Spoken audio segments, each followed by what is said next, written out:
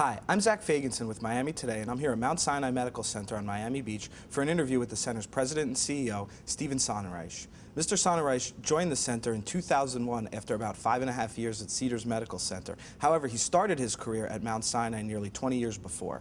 When he returned, the medical center was faced with serious challenges. However, through management overhauls and serious changes, he brought it back to profitability and is now ready to lead it through all the changes healthcare reform will bring. I think the greatest concern, that we have is the relationship between the federal government and the state with regard to funding Medicaid. We're watching the Medicaid program grow at an enormous rate.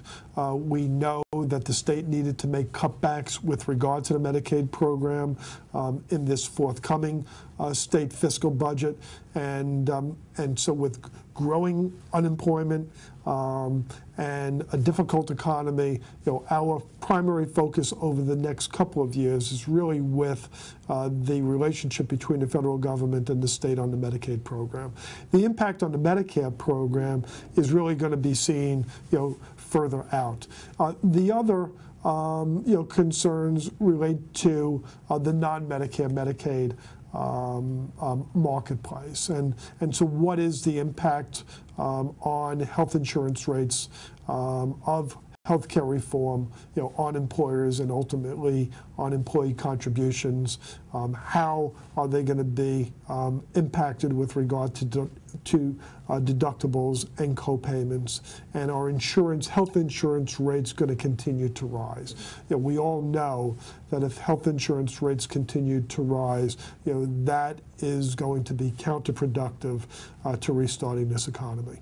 As a veteran, if you will, having been, lived through, worked through, managed through the change in healthcare in the early 80s to a DRG system, going through the changes in the mid-80s and the 90s with regard to HMOs and PPOs and what was called an era of competition and alternative delivery systems, the Balanced Budget Act of 1997.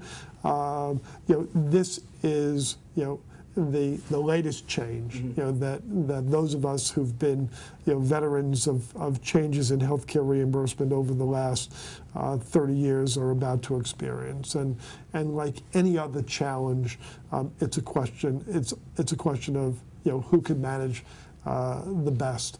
And we have a great management team, and we have a great medical staff, and we'll watch all of these changes very carefully, and we'll fine-tune our organization to adapt to change. Great management teams do that.